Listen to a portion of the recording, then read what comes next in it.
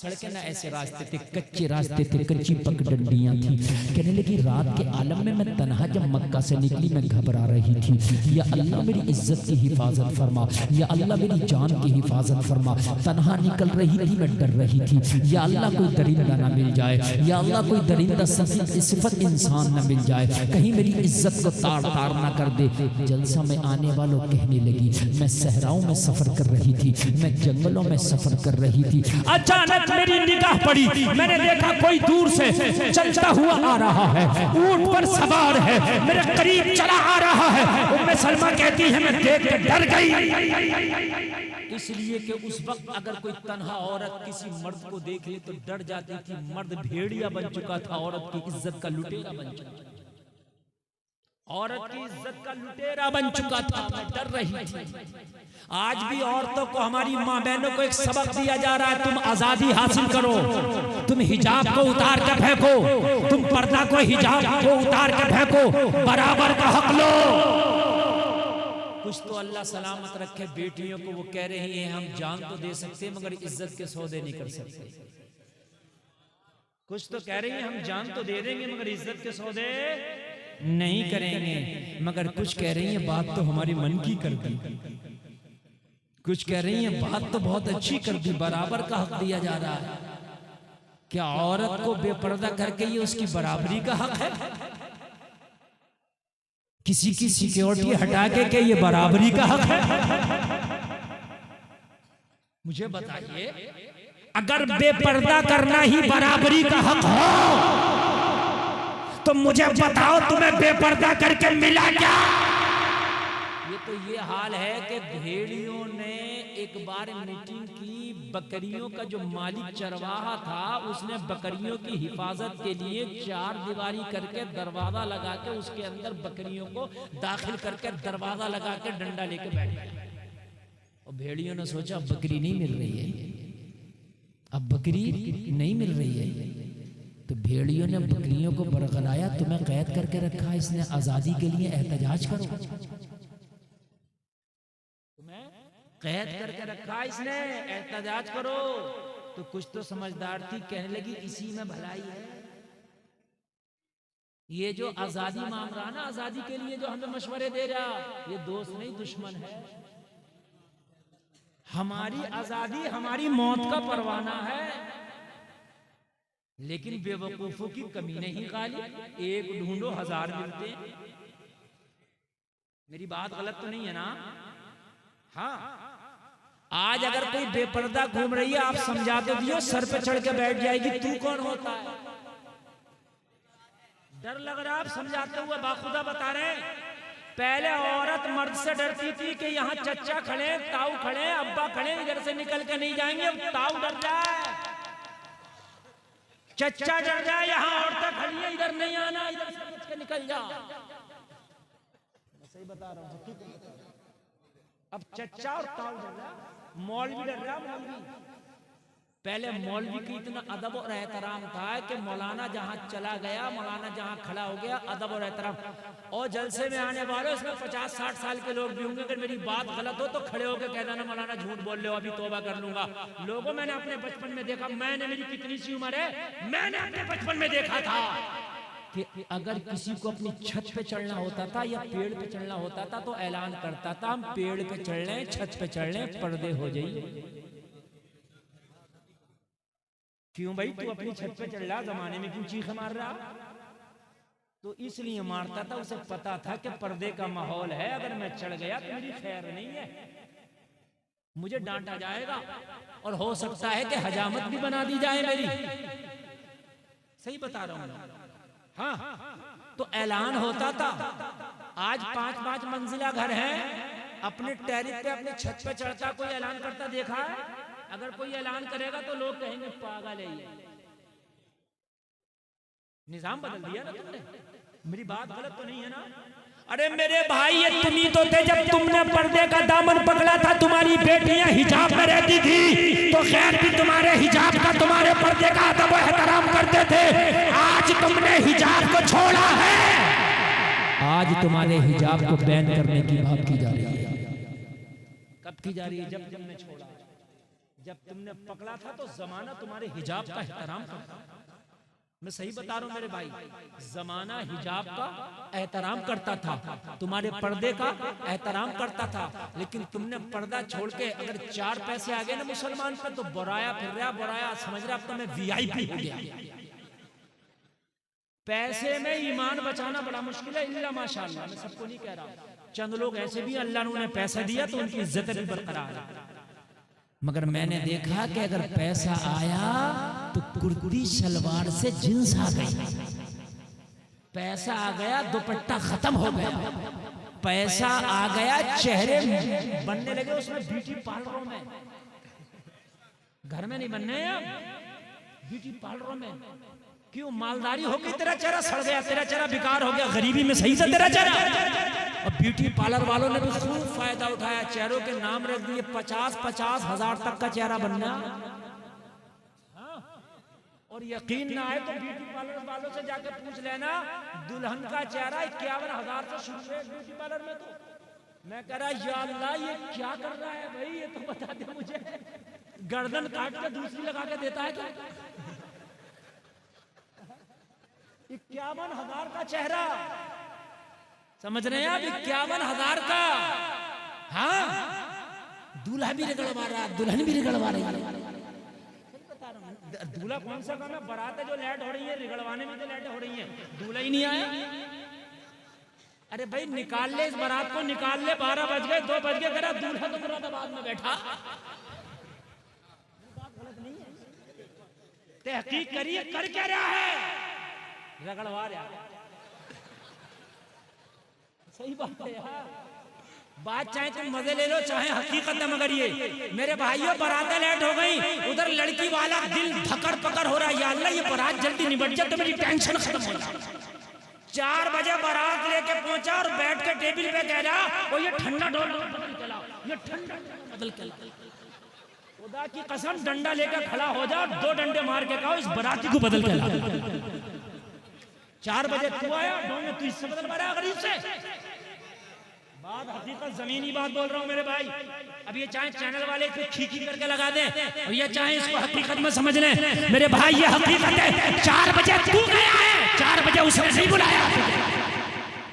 अब कह रहा है सरकारी ठंडी है, इस गरीब को यार क्यों सताया तूने आज, है क्यों तू इसे परेशान कर रहा है मेरे भाई, ये तो बता। और नौजवान लड़के मेरे भाई सीने तान तान के सेट के बटन खोल खोल के टेबल पे बैठ के कह रहे होते, तुम्हें पता नहीं हम कौन है? अबे कौन हो तुम? बाराती है, बाराती। ओ बाराती है तो कोई मंत्री है क्या?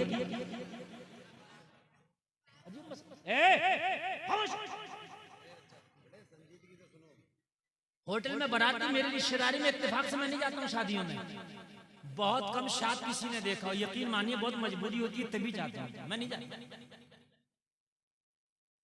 क्या मौलाना तुम आए नहीं होंगे तो हमारी में मत आना, बात सही तो है, हम तुम्हारी में नहीं जाएंगे, तुम हमारी में नहीं जाओगे, कम लोगों में शादी हो जाएगी। हम यही तो चाहते हैं, हम यही तो चाहते हैं, जितने कम हो इतनी शादी अच्छी होगी। हम कब चाह रहे हैं कि 300 बाराती आए हैं, 900 तेरे मेहमान हो, 100-200 लोगों में काम कर कर आके अलग कर निकल जा, कहाँ चक्कर में पड़ा, पूरी जिंदगी बाल सफेद हो जाएंगे। शादियों में एक से एक बड़ी कर रहा है, एक से एक बड़ी, और बड़ी किसी से नहीं हुई है। हाँ, एक से एक बड़ी कर रहा। अभी मैं आगरा तकरीर करने गया, बोले हजरत 1-1 किलो सोना दिया जाता है। हाँ, आगरा में कोई जाकर पूछ लेना, 1-1 किलो सोना, 50-50 लाख की शादियां हो रही हैं। बोले हजरत, तो मैंने कहा इतने का तो लड़का खरीद भी लिया जाएगा, पूरी जिंदगी है, इतने का तो मुकम्मल तौर से खरीद लोगे तो हद हो गई है यार तुमने। मेरे भाई तुम मुसलमान हो, तुमने मुस्तफा का कलमा पढ़ा, तुम्हें आइडियल दुनिया वालों को नहीं बनाना, मदीने वाले मुस्तफा को बनाना है। अच्छा एक बात और बता दूं यार, थोड़ी कड़वी तो लगेगी मगर बात सही है। मार्केट में वो माल आता है जिसकी डिमांड है, मेरी बात गलत तो नहीं है? अब दुकान वालों पे देखना, जर्सी स्वेटर जैकेट जा रहे होंगे और गर्म कपड़ा आ रहा होगा, वो ठंडा कपड़ा आ रहा होगा, ये कॉटन लीलन, यही बात है कि नहीं है? हम कहेंगे भाई अभी तो तमाम मार जॉकेट रुमाल और ये शाटर और गरम शॉल ये सब था, ये सब कहाँ गया? कहने लगा अब डिमांड खत्म हो गई मौसम तेज है। अरे बात है कि नहीं? अगर नौजवानों खुदा की कसम खा के कहते हो, इस जलसे से कसम खा के उठो कि आज के बाद हम शादी उस लड़की से करेंगे जो वो बापर्दा हो, नमाजी हो, दीनदार हो, इज्जतदार हो। ये जींस पहनने वाले भी अगर ना जाएं पर्दे पे तो कहना। मार्केट में माल वो आता है जिसकी डिमांड होती है। जब तुम्हारी डिमांड जींस की हो गई तो इन्होंने पर्दे को छोड़ा, जींस को अपनाना शुरू कर दिया। इनसे तो तुम जो चाहो वो करा लो। शर्म नाम की चीज नहीं है ना। मैं सही बता रहा हूं, इल्ला माशाअल्लाह, मैं सबकी बात नहीं कर रहा हूं। आज जो कॉलेज में पढ़ने के बाद गैर कलमा पढ़ने वालों से दोस्तियां करके शादियां कर रही हैं, वजह क्या है? दीन की दूरी। वरना कलमा पढ़ने वाली की बेटी गैर मुस्लिम से शादी कर ले। कान खोल के सुन, अगर तूने अपनी बेटी को मोहब्बत रसूल का दूध पिलाया होता, कनीज़े फातिमा की घुट्टी पिलाई होती, तो ये जान तो दे देती मगर इज्जत का सौदा न करती। बेशक बेशक हक फरमाना, बेशक बहुत अच्छा। जान तो दे देती मगर इज्जत का सौदा ना करती। सामने से तुम्हारी हिम्मत नहीं है तुम डांट दो, तुम्हारी हिम्मत नहीं है कि तुम डांट दो। लोगों, खुदा की कसम में हाथ जोड़ता हूं, ऐसी तरक्की हमें नहीं चाहिए। नौजवानों, तुम आज से कसम खाओ कि हमें शरीफ, नेक, नमाजी, परहेजगार, पर्दे वाली लड़की चाहिए। चाहे गरीब हो, हम निकाह उससे करेंगे। तुम करके तो देखो, खुदा की कसम मुआशरा ना बदल जा तो कहना। ये उलमा बैठे ये गवाही देंगे अब मेरी बात की। अल्लामा अब्दुल कय्यूम साहब बैठे ये गवाही देंगे। मेरे पास फोन आते हैं, इनके पास भी आते होंगे, हजरत दुआ कर दो बेटी का रिश्ता नहीं आ रहा। क्या करती है तुम्हारी बेटी? हजरत हमारी बेटी घर में रहती है, पर्दे में रहती है, नेक है, रिश्ते ही नहीं आ रहे। सही बता रहा हूँ। जींस पहन रही है, बाल खोल कर बाजारों में घूम रही है, रिश्ता लाने की जरूरत नहीं है, खुद ब खुद ही रिश्ता कर लेती है। निजामे में कदा कुछ इस तरह बिगड़ा है साथी, उन्हीं को जाम मिलता है जिन्हें पीना नहीं आता। तुम बेपर्दगी को तरक्की कहते हो, मैं ठोकर मारता हूं ऐसी तरक्की पर। और आगे बढ़ने से पहले जो चला गया वो पछताएगा। मैं बहुत मन से तकरीर कर रहा हूं, जरा सुने। ये उलमा बैठे, ये इनकी दाद देना मेरी कामयाबी और की जमानत है। आप बेपर्दगी को तरक्की कहते हैं? सुन, मैं तेरी तरक्की की औकात बता दूं जरा 1 मिनट। मैं बहुत परेशान हो गया हूं बेपर्दगी से, खुदा की कसम। इतना परेशान हो गया, मज़ारों तक को नहीं छोड़ा इस कौम ने। मज़ारों पर लाकर लड़की को नाच करा दिया कव्वाली के नाम पर। ये कौम और क्या करेगी मुझे बताओ। मज़ारों को नहीं छोड़ा, अल्लाह वालों को नहीं छोड़ा। अल्लाह वालों को, हम मौलवियों की तो औकात क्या है, वलियों को नहीं छोड़ा। वहां जाके बेबी डिस्को के मुकाबले करा दिए, बेबी डिस्को के। सही बता रहा हूं। वहां जाकर के नचा दिया। शादियां तो बहुत छोटी सी चीज रह गई, बहुत छोटी। मैं भी एक गांव में तकरीर करने गया, रामपुर दोराहे के पास में गांव है, नाम नहीं ले रहा, ये चैनल वाले डाल देंगे। हाँ, तकरीर सुनने तैयार नहीं थे लोग। आ तो गए शौक में, मुफ्ती गुलफाम को देखेंगे, इतनी भीड़ आई, इससे भी ज्यादा भीड़ थी। मगर मैं चक्कर में नहीं था, ये सब आए बस खाली सेल्फी के चक्कर में। तो एक सेल्फी खिंच जाए मौलाना के साथ में, और बस सेल्फी खिंचने के बाद में, और उसके बाद में इन्हें देख लिया और वो हुल्लड़ काट रहे थे, वो होती। मैं कह रहा यार वजह क्या है? बाखुदा मैंने भी कई साल में ऐसी आवाम नहीं दी। तो मैंने पूछा क्या मसला? बोले हजरत पहला जलसा हुआ, ये तुम्हारी मोहब्बत में तुम्हें तो बुला लिया। उनके फिर क्या होता है यार? अरे बोले एक से एक ठटीला मुकाबला है, एक से एक ठटीला। बोले हजरत वो तुम्हें बुला लिया इन लोगों ने, बाकी किसी मौलवी के चक्कर में ये है नहीं बिल्कुल भी। हाँ, एक से एक ठटीला मुकाबला। मैंने समझाया, मैंने कि भाई मरोगे तो इस कौम का जो पैसा मुकाबले में खर्च करके जा रहे हो ना, तुम्हें हिसाब देना पड़ेगा। कहने लगे मौलाना वो तो मरने के बाद जो होगा देखो। जी हालात, तू क्या देखा जाएगा, तू क्या देख लेगा? हजरत इजराइल को देख के तेरी आंखें फट जाती है, ज़बान निकल जाती है, तू देख के लगे तेरी औकात क्या है। अब जरा कान खोल कर सुने, सारे नौजवान सुने, औकात जो तुम्हें ये यहूदियों ने दिए, इन अंग्रेजों ने तुम्हें दिया, सुने इसकी औकात। कहते हैं बेपर्दगी, जींस, ये खुला हुआ माहौल तुम्हें अच्छा लगता है, ओपन माहौल। मौलाना को तो कहते हैं दिक़ियानूसी ज़हन के लोग हैं ये खुला हुआ माहौल। सुन ले तू अपना खुला हुआ माहौल। मिठाई वाले की दुकान देखी है किसी ने? नहीं देखी है? इसकी दुकान में दो माहौल होते हैं, खुला हुआ माहौल और एक बंद माहौल। दो माहौल होते हैं, एक खुला हुआ, दोनों को समझ ले, वो तेरे मुआशरे का माहौल है बिल्कुल। उसका एक माहौल है खुला हुआ, काउंटर के ऊपर बर्फी रखी है 500 रुपए किलो की, बड़ी महंगी है। 500 रुपए किलो महंगी हो गई मोहतरमा, बड़ी महंगी है। बिल्कुल खुली हुई काउंटर पर रखी है, दावतें नजारा दे रही है, देखो हम हैं। गर्दो गुबार उड़ा, बर्फी, गंदे नाले की मक्खी आई, मच्छर आया, सही बता रहा हूं मैं। नथुआ बथुआ कलुआ मलुआ उसे चाहिए था कुछ और, चाहिए था इमरती गुलाब जामुन, लेकिन ये खुली हुई रखी थी। कहा 1 किलो इमरती तोल दियो, उठाया बर्फी। सही बता रहा हूं मैं। क्यों भाई, तू तो गुलाब जामुन लेना आया था, बर्फी पे क्यों हमला कर दिया? कहने लगा तो रखी थी, मिल गई। मेरी बात हकीकत है कि नहीं है?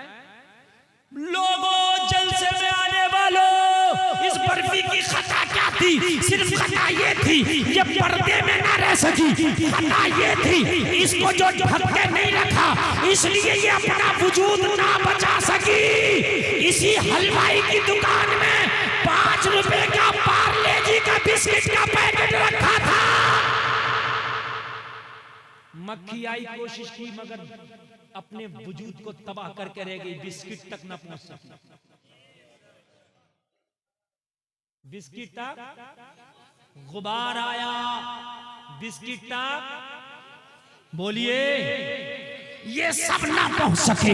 आखिर में आया कलुआ मलुआ, कहने लगा ओ हलवाई साहब, ये जो बिस्किट का 5 रुपए का पैकेट है, खोल के जरा एक पैकेट का बिस्किट चखा के दिखाओ। ये गुस्से में आके बोला, पागल है क्या? ये खोल के नहीं चखाया जाता। जो इसकी कीमत अदा करता है वही इसके जायके से आशना होता है। ये है पर्दे की कीमत। जो बेटियां पर्दे में रहती हैं, जो उनका महर अदा करता है, वही उनका मालिक बनता है। सुभान अल्लाह, सुभान अल्लाह, वाह वाह, बहुत खूब, वाह वाह वाह। ये है पर्दे की कीमत। ये फ्रेंडशिप कुछ नहीं है इस्लाम में, ये फ्रेंडशिप है जो चल रही है। 14 फरवरी को फूल लेके गई थी कॉलेजों में, शर्म ना आई तुम्हें? मरा ना गया तुमसे डूब के? अरे किसका तरीका है ये? अरे क्या इस्लाम में कोई 14 फरवरी है? इस्लाम में कोई वैलेंटाइन डे है? अरे इस्लाम में तो सगे चाचा, सगे ताया, सगी खाला, सगे खालू, सगी फूफी के बेटे से भी पर्दा है। ये उलमा बैठे, इनसे पूछ लो, साली का पर्दा बहनोई से इस्लाम में, भाभी का पर्दा देवर से इस्लाम में। मगर यहाँ तो देवर भाभी की मजाक चल रही है। क्या हो रहा है? बोले उनका रिश्ता मजाक का। वो किधर है रिश्ता? मुझे तो दिखा दे किधर है रिश्ता। मैंने तो कहीं नहीं देखा इनका मजाक का रिश्ता। नहीं, मुझे बताइए कहाँ है मजाक का रिश्ता? मेरे भाई कान खोल करके सुन लो, तुम्हारा वजूद दुनिया मिटाना चाहती है और तुमने अपनी तहजीब और सकाफत को छोड़ दिया। तुमने अपनी तहजीब और सकाफत को छोड़ दिया। इसमें तरक्की थी तुम्हारी? नहीं, तरीके मुस्तफा को अपनाने में तुम्हारी तरक्की थी, तुम्हारी तरक्की। एक बात सुने, अभी तकरीबन ये 8-10 साल की बात है। दिल्ली में एक बेटी को चलती हुई बस में उसकी इज्जत को लूटा गया। और इतना बुरा हाल किया कि उसने दम तोड़ दिया। पूरे हिंदुस्तान में एहतजाज हुआ, कानून बने, हर मकतबे फिक्र के लोगों को इकट्ठा किया गया और साउथ इंडिया में बहुत बड़ा एक सेमिनार हुआ बेटियों की इज्जतों के हवाले से। किसी ने कहा था इज्जत के लुटेरे को फांसी दे दी जाए, किसी ने कहा था इज्जत के लुटेरे को जिंदगी भर के लिए कैद दे दी जाए, किसी ने कहा था इज्जत के लुटेरे को सरेआम उसका सर कलम कर दिया जाए। अलग अलग तजवीज पेश कर रहे थे। लोगों कान खोल के सुनो, एक तमिलनाडु का पंडित खड़ा हो गया उसी सेमिनार में, कहने लगा नया कानून बनाने की जरूरत नहीं है, 1400 साल पहले बेटियों के लिए कानून बन गया है, उसमें अमल करने की जरूरत है। कोई भी कानून बेटियों की इज्जत की हिफाजत नहीं कर सकता। जो कानून वो हिफाजत करेगा जो 1400 साल पहले बना है। लोगों ने कहा पंडित बता उस कानून का नाम क्या है? तो बेसाख्ता पंडित बोला था 1400 साल पहले मदीने के मोहम्मद ने पर्दे का कानून बनाया था, उसे फॉलो करने की जरूरत है। बेटी जो पर्दे में रहेगी उसकी इज्जत की हिफाजत हो जाएगी। सुभान अल्लाह, नारे तकबीर या रसूल अल्लाह, या अल्लाह, जिंदाबाद, वाह वाह,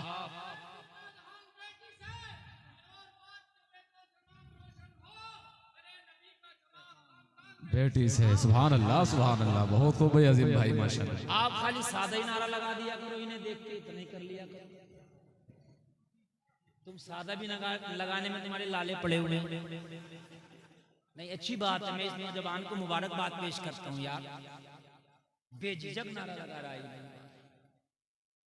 खुदा की कसम दुनिया तुम्हें मिटाना चाहती है। मैं हाथ जोड़कर करता हूँ लोगों, तुम दुनिया को ना देखो, तुम्हारा आइडियल मदीने का मुस्तफा है। सुभान अल्लाह, सुभान, ये तुम्हारे आइडियल नहीं है, तुम्हारा आइडियल मदीने वाला आका है। लोगों अपनी शनाख्त को ना खो, लोगों अपनी पहचान को ना खो, घरों में इस्लामी माहौल पैदा करो। देखो आज पूरी दुनिया में दुआएं हो रही हैं, हर मस्जिद में दुआ।